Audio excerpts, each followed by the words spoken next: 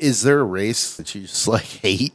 Vegas to Reno. Which is coming up, right? Yeah, that's the next one. I wouldn't say I hate it. I've just had the worst luck there. I've never won Vegas to Reno. I've been very close multiple times. It's just really dusty. I was just talking to someone a few weeks ago. They went and ran the course for fun, and they're like, holy cow, like, desert's beautiful. There's all these animals and all this stuff. I'm like, I don't even know what that place looks like because half the time I can't even see anything. So I'm excited, obviously, to go back. That's our next one, and I'm excited to try to, compete and put a good showing on for Razor. And Vegas to Reno is an interesting course because it's pretty easy, but that creates a problem. And the problem is like you're going on a lot of graded flat stuff, so you fall into this like lull. You're not paying attention, kind of zoned out, and then you get to the end of these long sections and there's some silt beds and some gotchas and some turns and things that'll get you. It's very similar to what happens at Parker. Like Parker this year, I couldn't believe some of the crashes, and it was because the speeds were a lot higher. Something like Vegas to Reno, and you're like, okay, an hour later, you're still going top speed straight, and so it's hard to stay,